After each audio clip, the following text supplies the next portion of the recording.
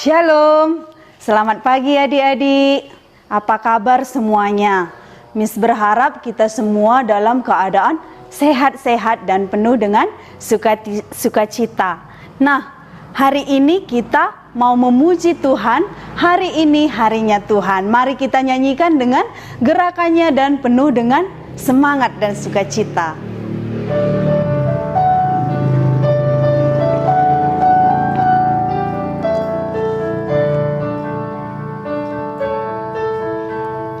Hari ini harinya Tuhan, harinya Tuhan. Mari kita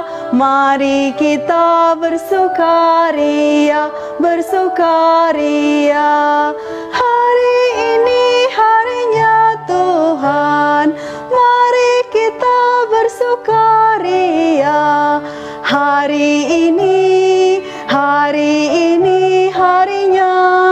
Tuhan. Sekali lagi. Hari ini harinya Tuhan, harinya Tuhan. Mari kita bersukaria, bersukaria. Hari ini harinya Tuhan, mari kita bersukaria.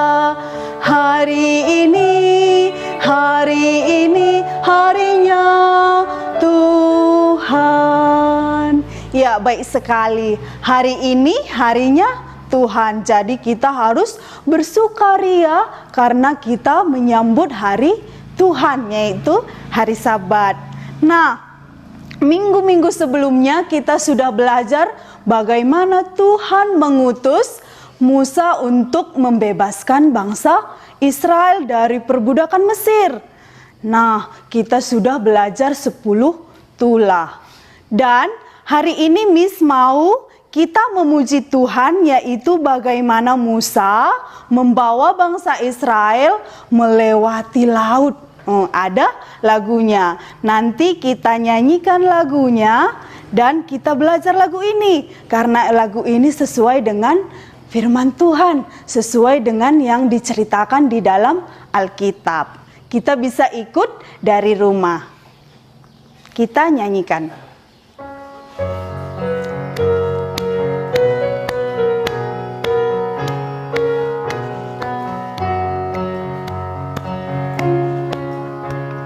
Bagaimana cara Musa melewati laut Kolsom? Bagaimana cara Musa lewat laut Kolsom? Berenang bukan, berjalan bukan, berterbang bukan. Berjalan bukan, berlari bukan, bagaimana caranya? Allah gunakan angin bertiup terus menerus, belah air laut Kolsom, demikian dia lewat. Ya, lagunya memang agak sulit, tapi kita bisa belajar. Kita nyanyikan lagu ini sekali lagi, setelah itu kita berdoa.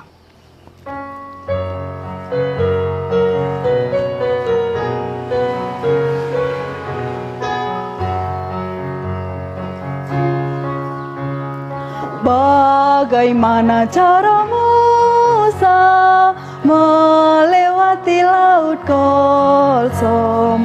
Bagaimana cara Musa lewat laut Kolsom? Berenang bukan, berkapal bukan, berterbang bukan. Berjalan bukan, berlari bukan, bagaimana caranya? Tuhan gunakan angin bertiup terus menerus, belah air laut Kolsom, demikian dia Ya, sekarang kita berdoa. Tutup matanya dan lipat tangannya. Kita berdoa. Allah kami yang berkuasa, yang menciptakan langit dan bumi dan menciptakan kami manusia. Kami bersyukur untuk pagi hari ini kami boleh bersama-sama datang kepada Tuhan, memuji Tuhan. Pagi hari ini kami memohon ya Tuhan, kiranya Engkau berkenan untuk memakai hamba-Mu memberitakan firman-Mu. Kami juga berdoa untuk setiap kami agar kami siap mendengar firman Tuhan. Ajarilah kami agar kami mengerti firman-Mu. Dan buatlah supaya hati kami, pikiran kami fokus kepada firman Tuhan. Terima kasih Tuhan Yesus, inilah permohonan kami, di dalam nama-Mu kami berdoa dan bersyukur. Amin. Kita mendengarkan firman Tuhan.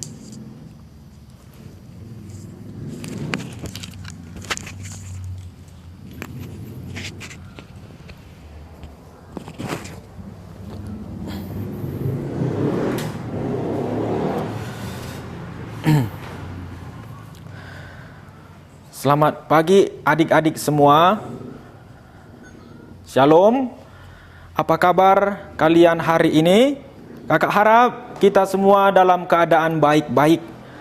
Biarlah hari ini kita dapat bersama-sama beribadah kepada Tuhan. Kita anak-anak yang dikasihi Tuhan, kita mau datang kepada Tuhan pada hari ini untuk bersyukur, untuk memuji Tuhan, berdoa, dan mendengarkan firman Tuhan. Saat ini kita tiba dalam waktu mendengarkan firman Tuhan. Adik-adik, kita telah selesai membahas mengenai 10 tulah yang diberikan Tuhan Allah kepada orang Israel. Kita bersyukur dari tulah pertama sampai tulah ke-10 kita sudah selesai. Bagaimana Tuhan baik sekali kepada orang Israel yang percaya dan taat. Tetapi Tuhan juga marah kepada orang-orang Firaun, orang Mesir yang berbuat jahat. Kita bersyukur adik-adik. Dan pada hari ini kakak mau kita belajar dari 1 Korintus 15 ayat 3 sampai ke 4. Adik-adik, ayo kita buka Alkitab kita dari 1 Korintus 15 ayat ke-3 sampai ke-4. Hari ini kita akan belajar dari berita terpenting. Apa? Berita terpenting. Di Alkitab kita bisa banyak lihat peristiwa-peristiwa, ada surat-surat. Tetapi kalau kita mau cari satu topik mengenai berita yang terpenting, itu kita mau belajar berita apa? Nah, makanya kakak mau kita buka dari 1 Korintus pasal ke-15 ayat 3 sampai ke-4. Adik-adik, ayo kita buka 1 Korintus 15 ayat ke-3 sampai ke-4. Mari kita membaca bersama-sama. 1, 2, 3. Sebab yang sangat penting telah kusampaikan kepadamu, yaitu apa yang telah kuterima sendiri, ialah bahwa Kristus telah mati karena dosa-dosa kita sesuai dengan kitab suci, bahwa Ia telah dikuburkan dan bahwa Ia telah dibangkitkan pada hari yang ketiga sesuai dengan kitab suci. Adik-adik, kakak baca satu kali lagi ya. Kalian dengarkan dan coba pahami apa yang kalian dengarkan. Sebab yang sangat penting telah kusampaikan kepadamu, yaitu apa yang telah kuterima sendiri, ialah bahwa Kristus telah mati karena dosa-dosa kita sesuai dengan kitab suci, bahwa Ia telah dikuburkan dan bahwa Ia telah dibangkitkan pada hari yang ketiga sesuai dengan kitab suci. Adik-adik, sudah tahu berita apa yang sangat penting? Berita apa yang dikatakan Alkitab sebagai berita terpenting? Sudah? Sudah. Yaitu apa yang telah kita bacakan, yaitu tentang Kristus yang telah mati dan bangkit. Alkitab katakan itu berita yang penting. Paulus mengatakan ini berita yang sangat penting. Jadi adik-adik sudah tahu ya, berita yang terpenting yaitu berita tentang Tuhan Yesus yang telah mati dan telah bangkit. Kakak buat ilustrasi seperti ini supaya adik-adik mengerti. Kakak pernah kasih tahu juga ini kepada anak-anak yang lain seperti ini. Kalau mengenai informasi itu bisa tidak terlalu penting bagi kita. Misalnya, kita sedang duduk di teras rumah, ada cangkir minuman di situ, mungkin kopi atau teh manis. Lalu kita duduk-duduk melihat ke jalan raya. Lalu ada juga teman kita di sebelah kita, lalu kita lihat dia. Lalu dia berkata kepada kita, "Hai teman, kamu tahu tidak? Lihat ke depan di jalan raya itu.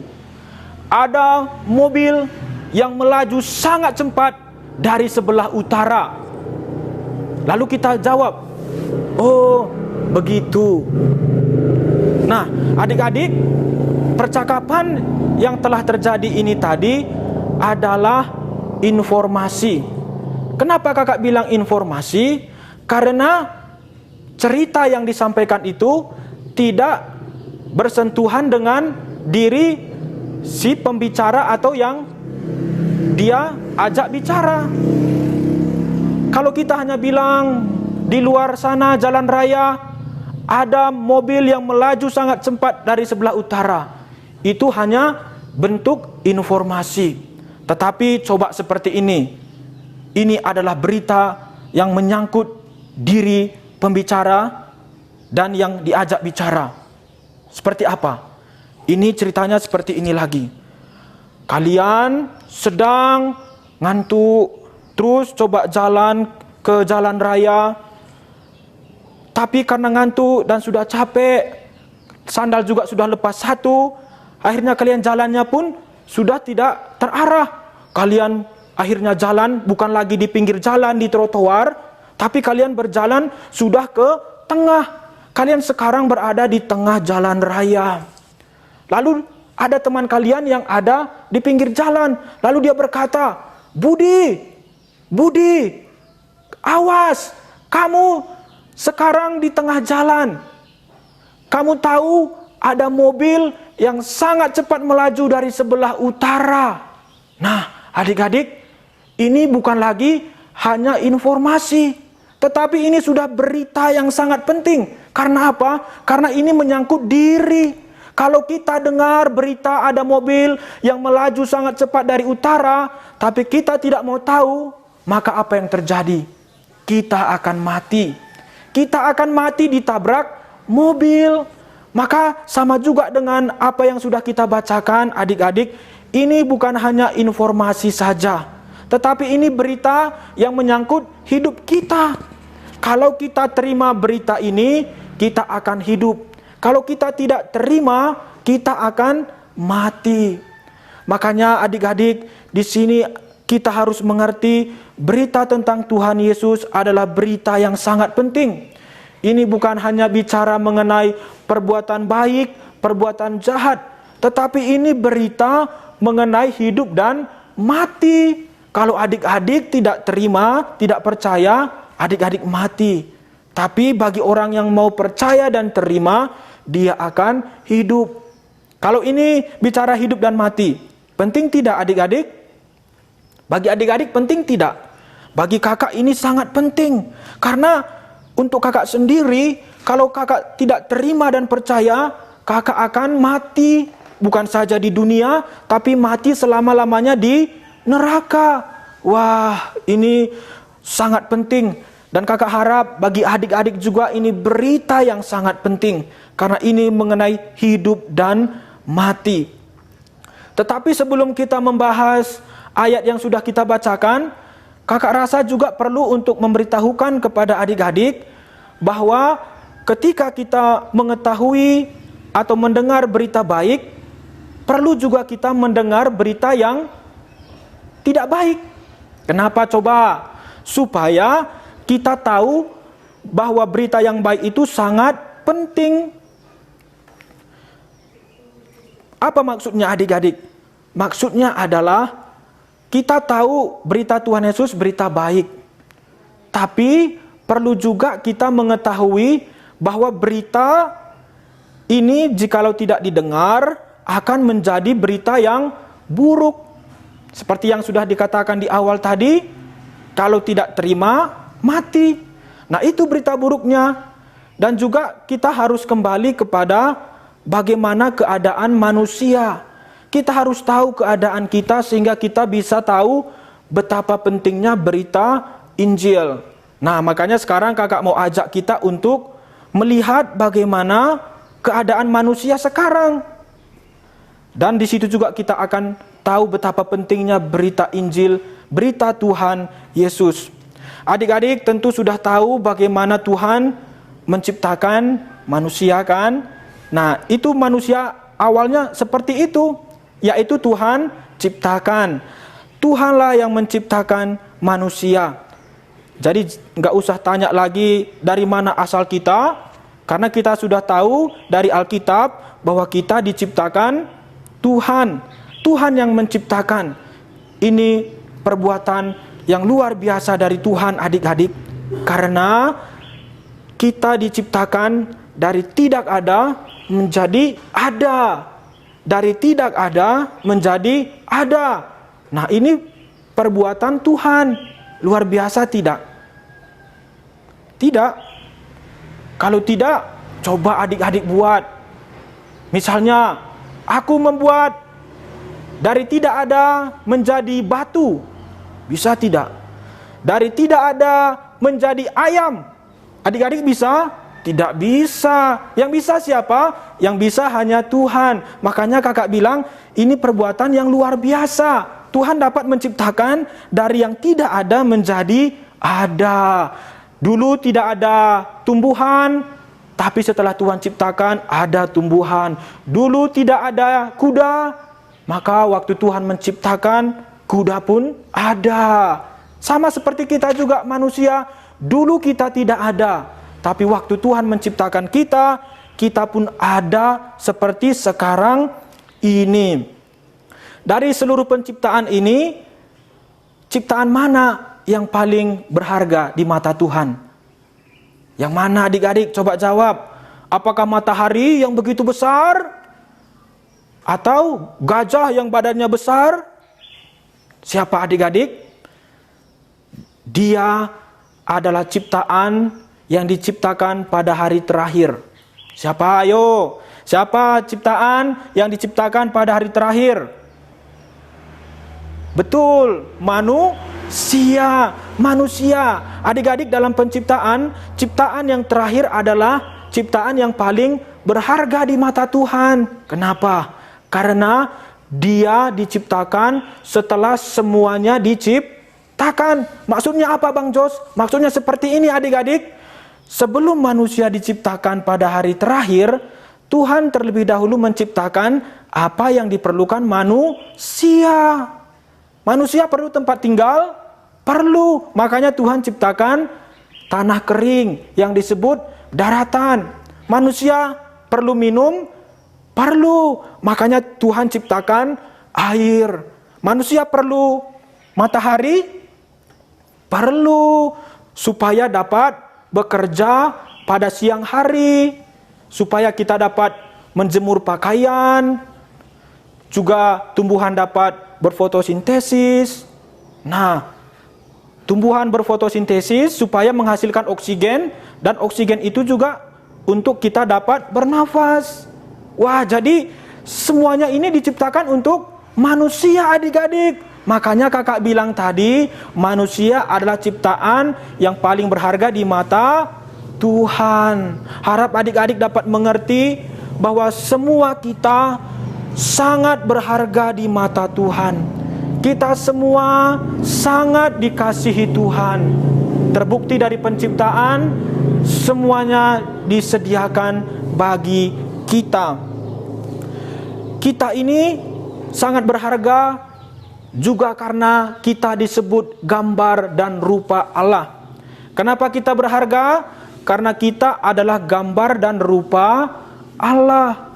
Adik-adik dan saya adalah gambar dan rupa Allah. Apa maksudnya gambar dan rupa Allah? Sederhananya seperti ini. Gambar dan rupa Allah mengatakan bahwa manusia, saya dan adik-adik sangat mirip dengan Tuhan Allah. Sangat mirip. Sangat mirip. Kalau ditanya, siapa ciptaan yang mirip Allah? Jawabannya, manusia. Manusia, adik-adik. Kalau di Alkitab digambarkan, kita ini seperti patungnya Allah, tapi bernafas. Maksudnya apa? Adik-adik, pada zaman dulu, waktu raja-raja berkuasa, dia membuat patungnya di seluruh daerah yang dia kuasai. Dia buat patung yang wajahnya mirip sekali dengan raja, tubuhnya juga, lalu ditempatkan di daerah-daerah yang dikuasainya. Itu artinya bahwa patung itu menyatakan wilayah itu dikuasai oleh seorang raja. Patung itu menjadi wakil raja di daerah tersebut. Nah, itu juga bisa kita aplikasikan dalam diri kita di hadapan Allah, bahwa aku ini adalah wakil Tuhan di bumi. Tuhan tidak langsung hadir secara tubuh di dunia, tetapi Dia menciptakan manusia supaya manusia dan ciptaan lain tahu Allah hadir di dunia. Nah, berarti kita ini wakil Allah di bumi, dan itu adalah manusia.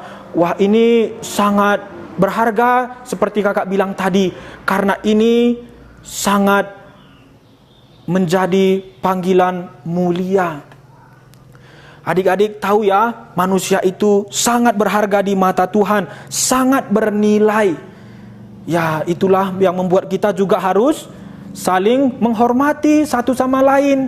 Karena bukan saya aja gambar rupa Allah, kamu juga gambar rupa Allah, kamu juga gambar rupa Allah, maka aku mengasihimu, aku menghormatimu. Nah, itu yang harus kita lakukan.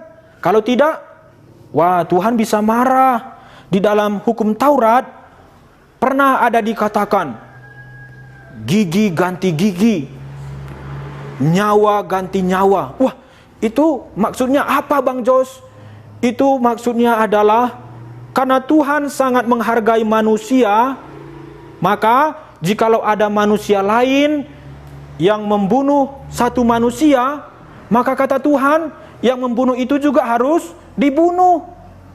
Tapi yang bunuh bukan manusia, tapi Tuhan. Wah, kok bisa begitu ya, Bang Jos? Iya, adik-adik, karena Tuhan sangat menghargai manusia.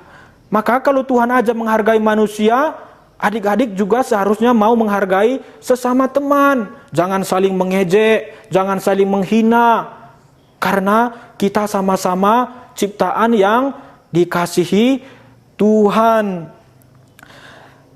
Nah, adik-adik sudah dengar ya, betapa bahagianya menjadi manusia. Dulu juga kakak sudah pernah katakan di khotbah-khotbah sebelumnya, bahwa manusia juga memiliki kebebasan ya.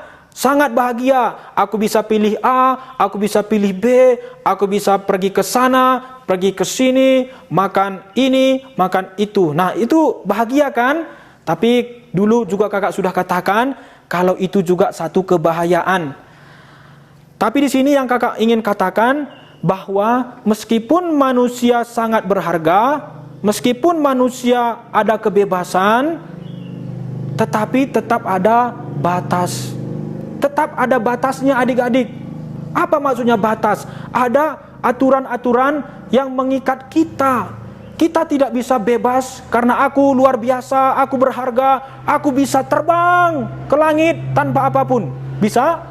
Tidak bisa. Itu artinya adik-adik ada keterbatasan. Memang kita bebas, kita berharga, tapi kita ada terbatas. Di Taman Eden pun sudah dikatakan Tuhan. Di mana itu? Di dalam larangan jangan memakan buah yang ada di tengah-tengah Taman Eden. Tuhan katakan, Adam dan Hawa, kamu makan buah apapun di taman itu boleh saja, tapi ada satu. Nah, ada satu tidak boleh dimakan. Itu artinya Adam dan Hawa ada aturan, ada keterbatasan. Dia tidak bisa makan semuanya seperti semau sendiri, tidak. Tetapi dia makan sesuai dengan aturan Tuhan. Tapi kita tahu adik-adik, di dalam kehidupan Adam dan Hawa di Taman Eden dan terus sampai sekarang, ternyata manusia melanggar batas-batas yang Tuhan tetapkan. Dan itu adalah dosa. Apa? Dosa. Ketika manusia tidak taat kepada Tuhan, ketika manusia melanggar batas yang Tuhan ciptakan, manusia berdosa. Tuhan katakan, jangan makan buah terlarang itu. Adam dan Hawa makan. Di situ mereka berdosa. Ketika Tuhan bilang, jangan mencuri, tapi manusia mencuri, maka di situ manusia berdosa. Ketika manusia tidak taat kepada aturan Tuhan, tidak taat kepada batasan yang Tuhan buat, manusia berdosa. Adik-adik, manusia berdosa kalau tidak taat kepada Tuhan. Tapi adik-adik tahu lagi tidak? Dosa bukan hanya ketika kita tidak taat kepada perintah Tuhan, tetapi juga ketika manusia tidak menjalankan panggilan Tuhan. Dosa itu bukan hanya secara aktif untuk melanggar, tetapi ketika manusia tidak berbuat baik, itu juga disebut dosa. Dari mana kita tahu? Pertama, di Taman Eden. Adik-adik tahu, waktu Hawa pertama memakan buah yang terlarang itu, posisi Adam ada di mana? Apakah di rumah? Apakah lagi berenang? Tidak. Adam ada di belakang atau di samping Hawa. Tetapi masalahnya di situ Adam melihat Hawa hendak mengambil buah yang terlarang itu, dia tidak berkata, Hawa, jangan. Dia tidak berkata seperti itu, tetapi dia hanya lihat-lihat, dia juga mau, dan setelah Hawa makan, dia juga makan. Padahal perintah untuk tidak memakan buah terlarang itu diberikan kepada siapa? Kepada Adam. Kepada Adam, adik-adik. Adam yang diberitahukan Tuhan supaya jangan makan. Tetapi ketika dia melihat Hawa memakan buah, dia tidak melarang. Seharusnya kan melarang. Iya, seharusnya Adam berbuat baik dengan mengatakan Hawa jangan makan, tapi dia juga makan.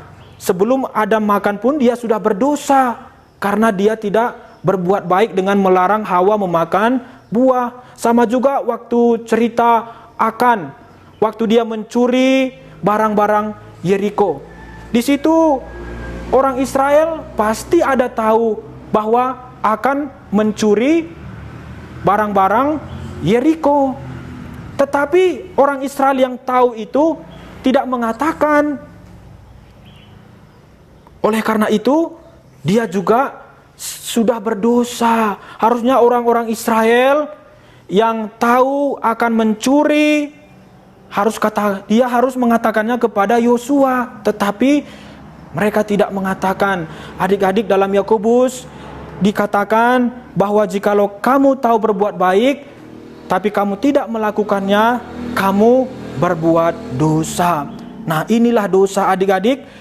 Inilah akibat manusia tidak taat kepada perintah Tuhan.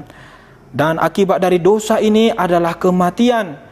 Kita sudah pernah dengar ada kematian fisik, ada kematian rohani, dan ada kematian kekal di api neraka. Itu akibat dari dosa.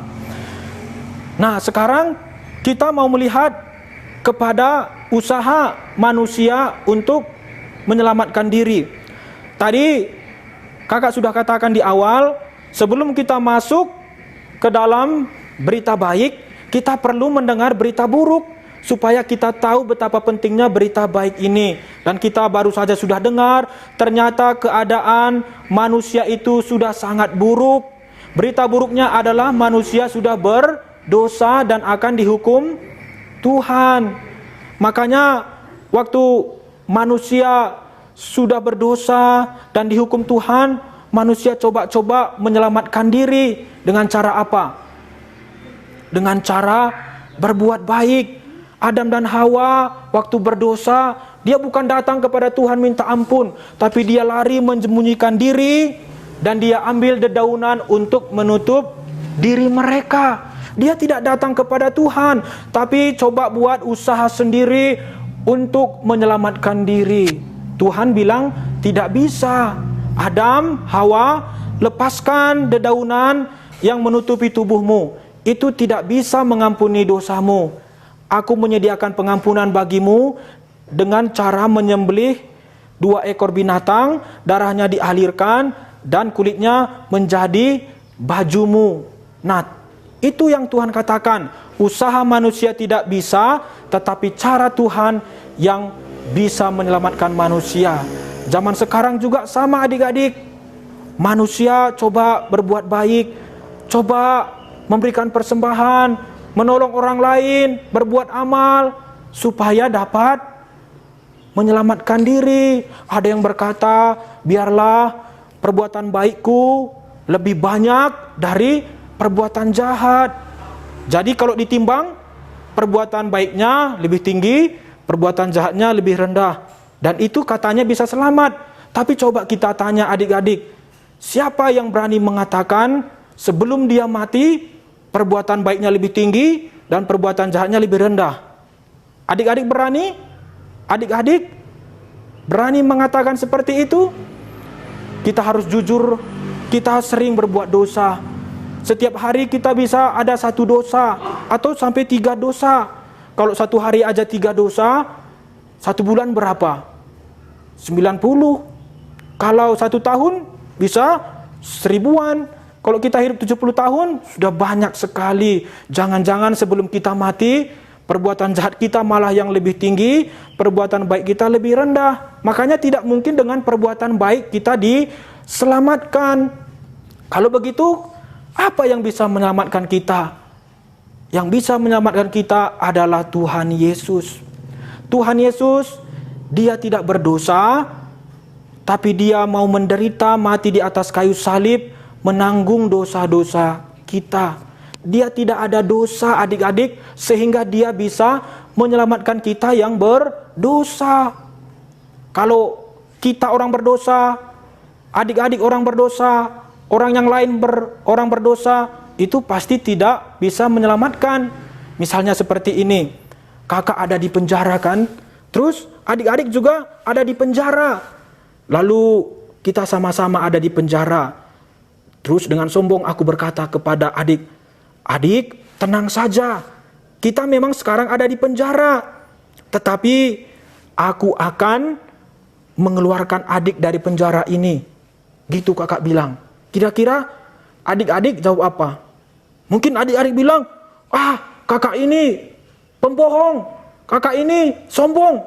Masa kita sama-sama di penjara mau menyelamatkan? Kan tidak mungkin. Yang bisa menyelamatkan adalah orang yang di luar penjara, yang punya kunci. Kakak nggak punya kunci, kakak juga di penjara. Nah, seperti itu adik-adik. Makanya kita tidak mungkin saling menyelamatkan, karena kita sama-sama orang berdosa. Yang bisa menyelamatkan kita adalah Tuhan Yesus yang tidak berdosa. Adik-adik, apakah sudah pernah minta kepada Tuhan Yesus untuk mengampuni dosa kita, mau percaya kepadanya? Kalau belum, terimalah Tuhan Yesus adik-adik, percaya dalam hatimu dan minta ampun supaya diselamatkan. Kalau sudah pernah percaya dan terima Tuhan Yesus, mari kita hidup mengikut Tuhan, mari kita setia, mari kita jangan berbuat dosa lagi. Mari kita berdoa. Bapa di sorga, kami bersyukur untuk pagi hari ini. Sekali lagi kami boleh mendengarkan firman Tuhan. Kami bersyukur dalam Alkitab ada berita yang sangat penting, yaitu berita tentang Tuhan Yesus yang mati dan disalibkan. Kami bersyukur Tuhan karena kematian dan kebangkitan Tuhan Yesus menyelamatkan kami.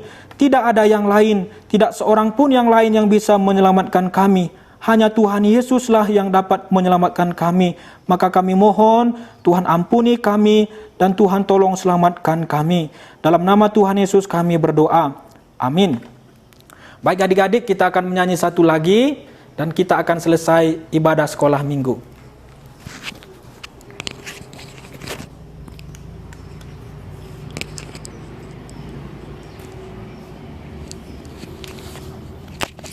Ya, kita sudah mendengar firman Tuhan, yaitu berita yang sangat penting bagi kita. Bagaimana Kristus mati karena dosa-dosa kita. Dia telah dikuburkan dan bangkit dari kematian. Mari kita menyanyikan pujian kita, karena demikian Allah cinta dunia.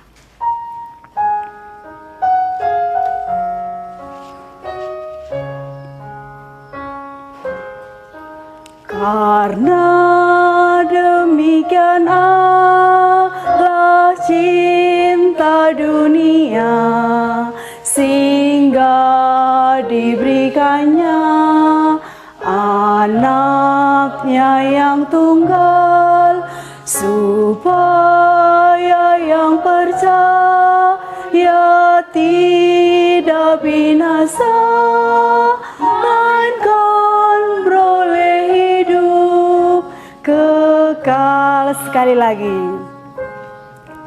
Karena demikian Allah cinta dunia, sehingga diberikannya anaknya yang tunggal, supaya yang percaya tidak binasa, melainkan beroleh hidup kekal.